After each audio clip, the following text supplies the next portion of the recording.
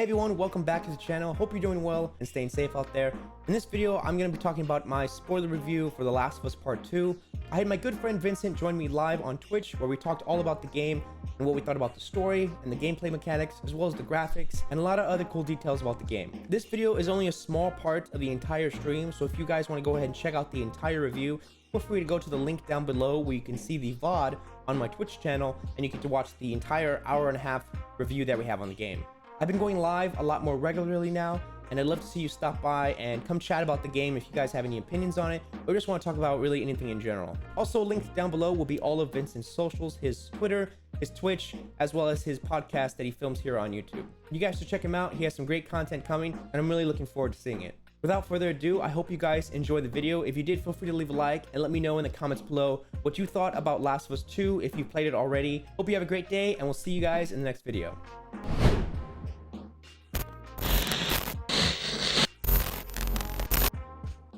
All right, Vincent, you are live.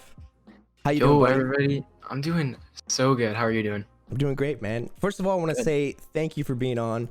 I really appreciate this. Dude, I've been so excited. You texted me like, hey, you want to do a spoiler cast for Last of Us? I was like, oh, hell yeah, I'm all in. All in. Dude, awesome. Yeah. Vincent, if you want to go ahead and kind of talk about what you're doing here on Twitch, and then with the podcast, what you've been doing on YouTube. Yeah, so me and my buddy James have a podcast we do every Friday called Strictly Casual, and we do gaming news and updates, fun stuff like that. It's on YouTube. It goes live every Friday around noon or 1. And so, yeah, that's Strictly Casual, our podcast. And I also stream games here on Twitch at twitch.tv/Babashinga. Just having a good time, you know? That's all it is. Sure. I'm not like... I stream probably 3 times a week-ish, off and on. Good schedule, yeah. Yeah, pretty variety, I guess, right now. Playing a lot of multiplayer games, playing some single-player games too. But yeah, just having a good time. That's cool. And my socials are all Babashinga on Twitter. And all that I'll put a link down below. I'm glad you could come on and we can talk about a really good form of media, you know? Before we start, I'll go ahead and say that there are heavy spoilers. We will spoiler the entire game. So if you haven't checked that out yet, feel free to see footage, play the game yourself, definitely play it. But definitely play the game to experience it before we spoil it for you. Absolutely, yeah. It's one thing to hear about it, but it's another thing to play it. So we have a docket to kind of stay organized here. We're going to be basically talking about our initial reactions. Then we're going to be talking about gameplay, graphics, the story of the game, of course, and then our overall conclusion of the game. So let's go ahead and get right into it. So all right. First, initial reactions playing the game. I guess if you want to go ahead and start off. As soon as you finished playing the game, what did you think the theme was? How were you feeling? And what was going on in your mind? Right away. Yeah. Okay. Wow. I guess I was kind of like torn apart at the end of this game. And that's not like... It's not a feeling that I've felt before after playing a video game. Yeah.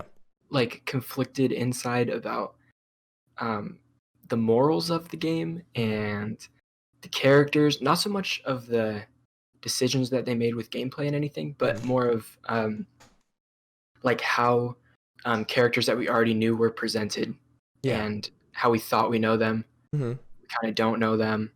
Who's good, who's bad, everybody's motives.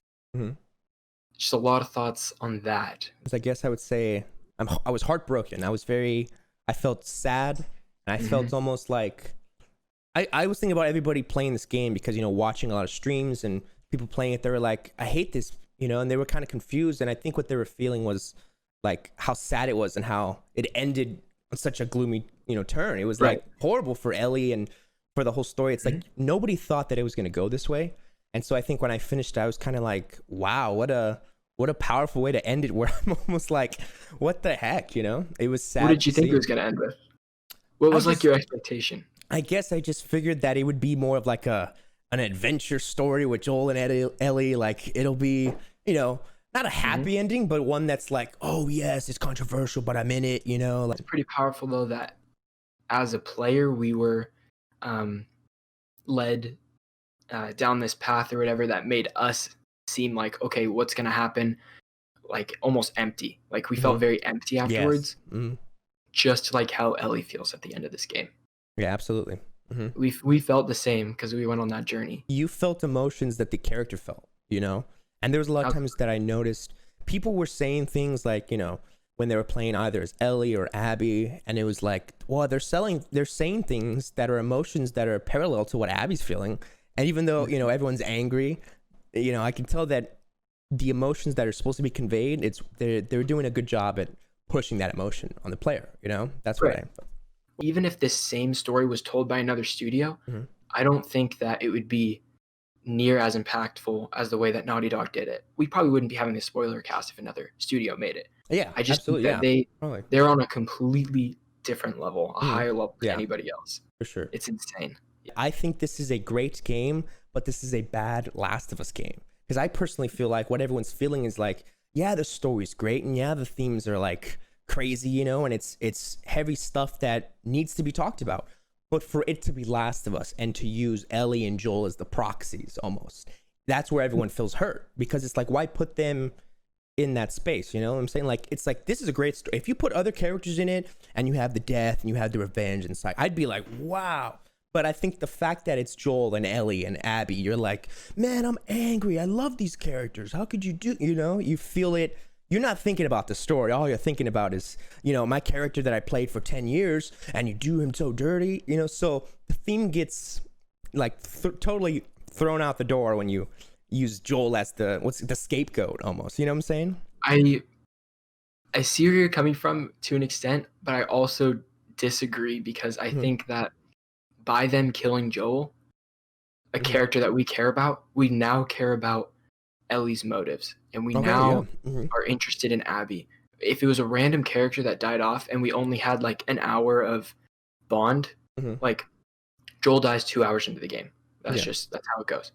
If we had 2 hours of a game that was dedicated to building two random characters, and they killed one off, we would not care as much um, Okay. Yeah. as if True. they killed a character that we played a 15-hour game with, and we love Yeah. him and we hate his decisions, and we Hmm. also love his decisions, and Yeah. we already have a conflicted character. You know what I Yeah. mean? True. True. Yeah. Something we've thought about. That's cool. Yeah. Yeah.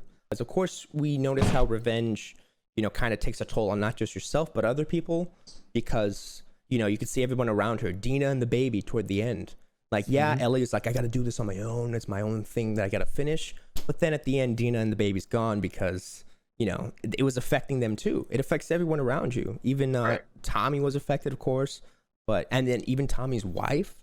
Like, revenge and this whole thing, it is so toxic for you and the people around you. So I think that was a great message kind of to think about. Basically, revenge doesn't pay. That's part of the theme. Mm, yeah. Oh, it's a small part of the theme, but it's definitely part of it. Um, Everybody lost something in this game. Yep. Dina lost Mm-hmm. Ellie. Ellie lost Dina and Joel, Yep. and part of her innocence. Even Mm-hmm. I'd say. Yeah, Um, for sure. Yeah. Tommy lost his wife, Mm-hmm. his brother, Yeah. um, his eye. Yeah. his Yeah. Both physically and mentally. Yeah. you don't play this game and relax and have a good time. Yeah. That's not what it is. Yeah. Like an argument that wasn't necessarily needed, yet it had amazing points to prove itself. You know what I'm saying? I kept feeling like, okay, I get why you're doing this. I Hmm. mean, I understand where you're coming from, but I'm also sitting here like, but why did you make the game? And then, of Sure. course, the counter argument is Neil Druckmann talking about the world that we live in and how the people actually go through this thing. And so the question I pose is, where do you draw the line from making a game that says a message to one that actually isn't enjoyable at all? Just to push. You know what I'm saying? Like, you can make an enjoyable game and still have a message to say, but you don't Sure. have to, oversaturate it with that to where it's like, we don't care. It's not a spoon feeding fan service. It's literally just, we don't care about it. The game. We're gonna use our big platform and say something, which So you know. I think, I mean, obviously, this is just talking about Naughty Dog. They have games that Mhm. have a message that are more lighthearted and more Yeah. fun to play. Like look at Uncharted and Jack and Daxter and Crash Hmm. Bandicoot. Well, Crash Bandicoot less of a message, more Yeah. of puzzles and stuff. Uh, But like Uncharted 4 is a great story, mhm. much more lighthearted, still has action and stuff, but Mhm. it's not like violent gore. It's Yeah. not like gore and gross, right? Yeah.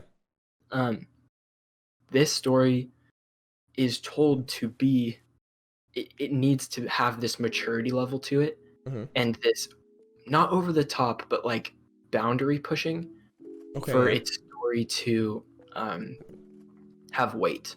If it Yeah, was okay. lighthearted, this story would not have weight. Hmm. And the actions that you're doing with Ellie are causing you to disagree with her. Yeah. Like at a point in this game, you disagree with Ellie's actions, Hmm. 100%. Yeah. The hardest thing for me was to play Ellie after she leaves Dina and JJ. Oh, yeah. I did not Sure. want her to. I did not want her to go after Abby again. Yeah. At It's this that point, obsession, you know? I already hated Abby, disliked Abby, wanted to stop playing as Abby, Hmm. and then I hit a point where I was like, no, Abby's a great character. Yeah. You know, I don't want Ellie to go after Abby again. Yeah. I'm done with that. Ellie, you have everything. You have everything perfect right now. Yeah. You have Dina. You your have whole JJ. life. Yeah. You're settled already. Let's talk about Abby a little bit, real Okay. quick. Yeah, yeah. I just wanted to ask, Mhm. like, your initial thoughts on playing Abby versus where you were at the end of the story and stuff like that. Playing as Abby, I personally felt was a little too long. I enjoyed the character and I got what they were doing, but I think the whole 3-day, 10-hour long, section of her was a little too long for me. And I would have done it like Ellie day 1, Abby day 1, and then Ellie day 2, Abby day 2, and kind of gone back and forth versus the whole 10-hour. And then I got to go all the way back because I personally felt like it was just a little too much. That's an interesting idea. The day 1 back and forth, back, day 2 back and so it's forth. in line, But do you think that negates the weight of Ellie's story and Abby's story if you switch back and forth like that? That's what would worry me. I feel like Ellie, you're really on this journey to kill Abby, basically. That's your goal. Okay. And then you jump to Abby and how she gets there. I feel like knowing that Ellie kills God, what's her name? Owen and Mel. Owen and Mel, yeah. Which is one of the most disgusting moments in the game. Yeah, absolutely. Horrifying, actually. Yeah. Like, I felt sick after that. That's the lowest point, You had no idea it was Owen's baby. Yeah. When Ellie kills her. Yeah, You have all these things that like are happening, and then it makes Abby's story so much deeper when you play it knowing that these characters are dead in just a couple days. True, yeah. Okay, the one thing I wanted to say when it comes to Abby, a lot of people, I was watching, some streams and a lot of cool videos on when people were playing as Abby, and it just kind of built up to them hating her even more and more. And I feel like they kind of lost track of that openness, but it's easy to hate her. You know what I'm saying? As soon as when Tommy, toward the end, when you play as her and she's like, I let you guys live and you wasted it. Then Tommy goes after her. He gets shot in the leg from Lev, and then she shoots him. Right there, everyone thought Tommy's dead too. And that's the point when everyone's like, oh, I don't want to play as Abby now. Like, I hate this, and they hate Abby. And they're like, and then they, you see people go up to Ellie and have Ellie kill Abby because they're like, there you go, guys, there's the game. And I think for people to understand, it's that feeling that you hate Abby. You're like, you see Abby, you don't know who she is, and you're like, I don't know who this person is, but I hate her. I want her dead, screw this person. She hurt me. She hurt my characters that I love. And so I feel like, well, you can compare that to what she feels about Joel, right? Because we love Joel because we spent the 10 hours with him. We love that guy. But from Abby's point of view, she doesn't know who Joel is. All she knows is one thing, that her dad was killed in cold blood from this malicious murderer, killed all these people.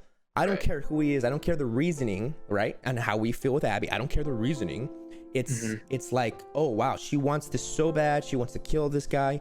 And so the anger that she feels, that hatred, is exactly what the player can feel toward Abby. I only hated Abby up until she was captured by the Seraphites and met Abby and Lev. After she starts helping Abby and Lev, you start to see a different side of Abby, in my opinion. Okay. Abby needs meaning to her life that she doesn't have when she's just trying to go after Joel. And we only see that side of Abby when she kills Joel at the beginning, which is good. I'm glad that they made us hate Abby at the beginning. That's what they want us to do. They completely changed my opinion before the theater scene, before Abby shoots Tommy. Even though I hated that. I hated when Abby, I thought killed Tommy. I think Abby's motivations are just as important to the story as Ellie's motivations. I think they're both right and they're both wrong. Neither of them are right and so I hated Ellie just as much as Abby. Yeah. And it felt earned that I hated them. Not Cool. Yeah. It didn't feel like I was being betrayed. Like Mhm. Ellie's character was betrayed to me. Yeah. Not at all. It's just it's two different sides, and they Mhm. show two sides. We, as a player, we want to align with one side Mhm. and not align with another side. That's good and evil. Yeah. The good and bad side. Exactly. Yeah. But there is no good guys in this game.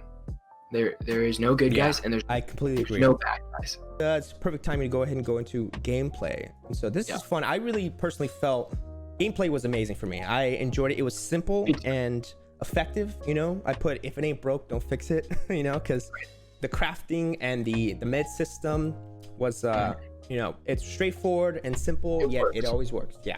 I thought the enemy variety in this game was great. Mhm. You have plenty of different kinds of infected. You got the stalkers, the clickers, the runners, right? Mhm. Those are the three. And then the boomers, or not the boomers, but the The- bloaters. There you go. Yeah. The boomers. Yeah. It was great variation. I loved it. Yeah, that was fine. And then you also have the wolves and the seraphites and the rattlers. Plenty Yeah. of enemy variation. All of them play a little bit differently. Mhm. It makes you have to switch up your gameplay style, Mhm. which is very cool. I think the Rat King was probably one of the best character that was probably my favorite moment in the game during the hospital scene with Really? the Rat King, because it all goes into lore for me, you know, Mhm. of like how it was All the created, notes. stuff like that. Yeah, the notes and like I It's agree. so That was probably fascinating. the scariest experience in the game, as Mhm. well as Yep. like I don't know.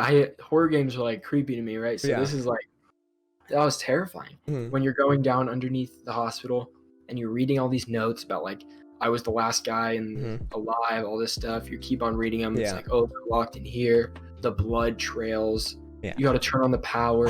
Absolutely Super cool. horrifying. Yeah, dude. it was intense. I love the name calling and the screaming on the death because it added so much more gravity to when you killed an NPC. There were so Yeah. many different names for the characters. No, like Ashley, thought- no, or like Jared. great in some You know?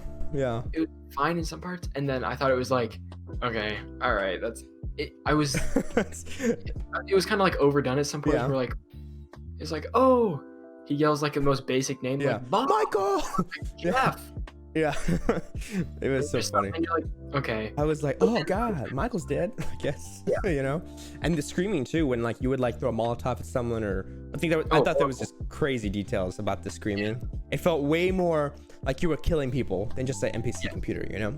right. In the tall grass when you're crawling around and like you have your water bottle suppressor on your pistol or your Yeah. bow and arrow, and you're trying to aim, and the grass is too high and you can't see the head. Awesome. Yes. So cool. You have to crawl out a Uh-huh. little bit so you can get right You gotta up. get up so you can see. Or like there was just times when you would just have the reticle and like, I think that's the head, let me take the shot. Right. And you miss and you're like, Like shit, shit. they here. Oh man, yeah, that was great. Halfway through day one, where I was like, okay, I'm over it. I'm over playing as Abby. I'm done. Yeah. Like maybe halfway through day one, maybe day two. I was like, okay, that's enough. But no, once day 2.5 hit or something, I was almost more invested in Abby's story than I was with Ellie's story. Ellie's story is so in this game, and this is not a bad thing. Ellie's story is surface level. Surface level as in one note. She wants revenge and she'll do anything to get it. Okay. Yeah. Okay, not okay. surface level is the wrong word. Surface level is the wrong word. Yeah, it's no, deep, it's but it's one note. it's very clear. It's very there's not subtext there. It's very evident to you on what her goal is. We know Ellie and Yeah. we know Dina. We Mhm. know Jesse and like her. Like we know these people, Mhm. but Abby's people, we don't know, and so we're learning about them. It's new. It's very new. Yeah. To us. Mhm.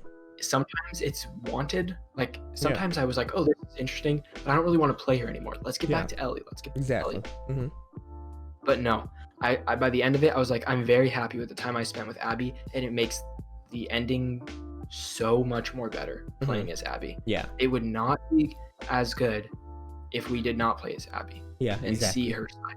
Yeah, it would become more of a villain. And that scene So with good. Lev, the Lev scene, it hits so much more because you can watch that scene by itself and you're like, yeah, okay, whatever. Like, there's two basically. So the one in the theater when she's, you know, beating up on Ellie and then she almost kills Dina.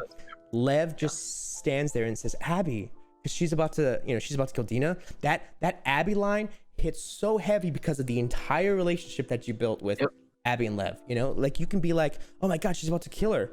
But as soon as Lev is like Abby, like you're like, ooh, you feel why she stops. You know why she doesn't do it. Toward the end, you know, with Lev again, when Abby is about to, you know, I mean, Ellie is about to fight Abby, and you know, she puts the knife to Lev. That right there is like, whoa, whoa, whoa. Now it's like, Ellie, what are you doing? You know, Abby's there and she doesn't want to fight you, and now you're using Lev as. That was like, it was crazy character moment, but definitely playing it was intense. You know, how did that impact you toward the end when you finally play as Ellie and like, okay, now it's the time? Do you still want to go through with the murder of Abby, or like, how are you feeling when you get to that? When Ellie leaves the farm, Mm-hmm.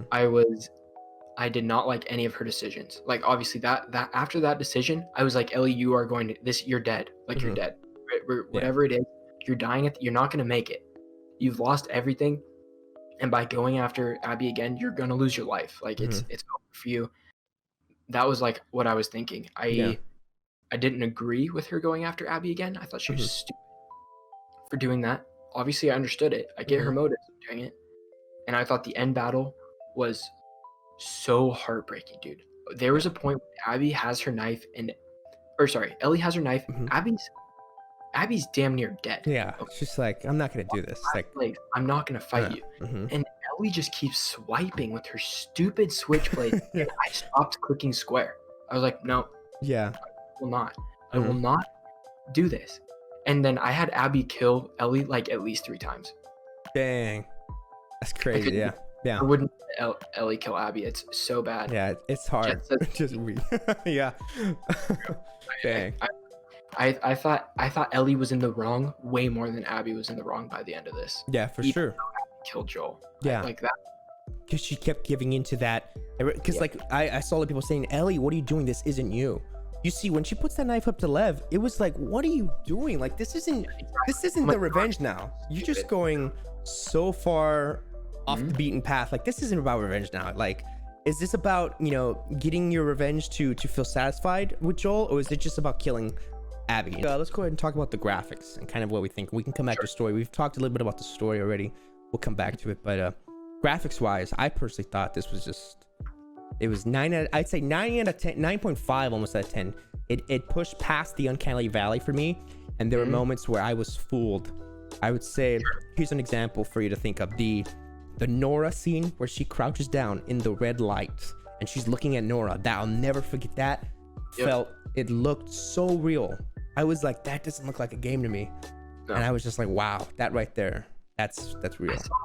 Someone post about this, so it's not like originally my thing that I saw, but there's a part that after I forget exactly where it's at. Ellie gets beat up pretty bad anyways, and she goes back to the theater, and Dina helps Ellie take off her shirt.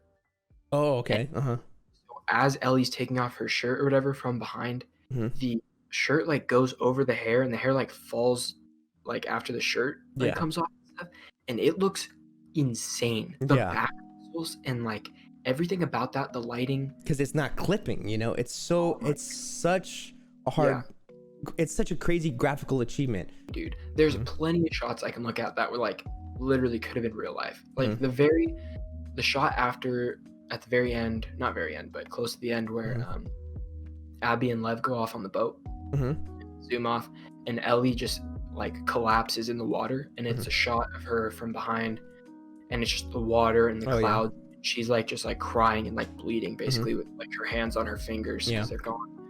And that shot is money. It's so good. It's so good. Level design wise, I thought the depth, the foliage, the level of detail, it was so dense.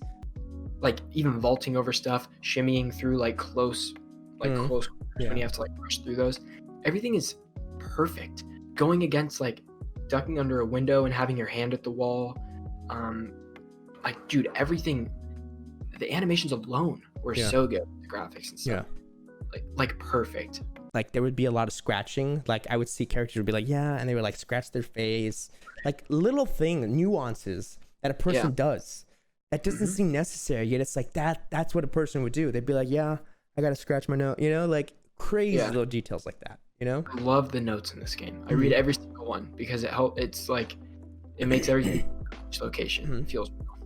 My favorite part of the game, no, second favorite part of the game is the museum with Joel and Ellie. Oh yes. The museum and the spaceship at the end was a needed moment. It's a break from the intensity, and it's back to humanizing Ellie, because at that point, that was right after Ellie kills Nora, I think. Yeah, I think so. Yeah, or after Jesse is introduced, right? Something, she finds Jesse. Right, so one of those. Right. Yeah, it's after a very violent part where it's needed. Yeah. And it just makes you really miss Joel even more. Like, you realize how solid of a person Joel is in Ellie's life, and it's like, it's so hard to watch, you know? Yeah. The whole spaceship where she puts on the helmet and they're laying down, and then she puts in the tape recorder and closes her eyes, and then on the reflection of the glass you see like the spaceship. Yeah, and it feels like it. Yeah, like when you see the scenes with Joel and Ellie, it hits so much more that wow, he's gone, and you know you miss him even more, which I think is great. You know, having that last flashback toward the end where she's like, you know, I don't think I can ever forgive you, because it's the dance scene, right? And so she's there and she kind of feels bad because she told Joel, hey, leave me alone, like I don't need your help, you know. So you're like, oh man, is that the last thing she said to him? And so kind of something that I took from that is, even though it isn't, it's kind of careful what you wish for, because you never know, you could be having a gripe about somebody and then they're gone the next day, you know. So that was a huge theme that I took that I don't really think they intended about loss and people, because I understand when it comes to, you know, having gripes with people or relationships that are kind of messed up, but it's like, careful what you wish for, because you can be like, I wish you were dead, and then they are, or like something happens and that relationship is over and you kind of regret it, you know. You're like, wow, what have I done? Like, it's good to just be free and forgive and have that. There's so much because you can really get into it. It's super deep. I took that was my deep moment, you know. I wrote this down too, down here. So this is after the dance part, I believe. When, oh no, sorry, this is not Ellie's last thing she says to Joel. Yeah, was I think I can forgive you. Right. She took the chance. No, but that's forgiveness, not for the dance part. That's not for the dance, for the whole.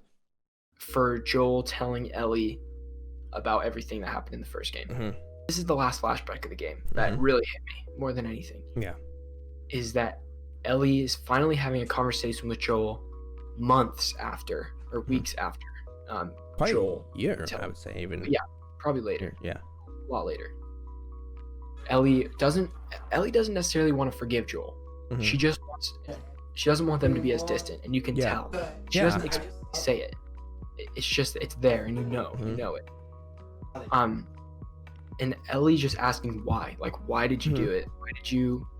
Why did you save me and not save everybody else? Like, why didn't you save me? Because she wanted to matter, you know? Yeah, she was like, if I'm the only person that's not infected, or like, if I'm the only person that can't get infected, I should be used to help everybody else. Which is basically, if you looked at it in one way, Ellie's on Abby's side here, in a way. Yeah, because absolutely. But basically, it's a very emotional scene on Joel's porch. I think it's the best acted scene in the entire thing as well. Absolutely. Joel, man. Troy Baker with that, you could see the tears in Joel's eyes. Literally. It's so sad. It's heartbreaking. And I mean, after all this, I mean, Ellie just keeps on asking Joel.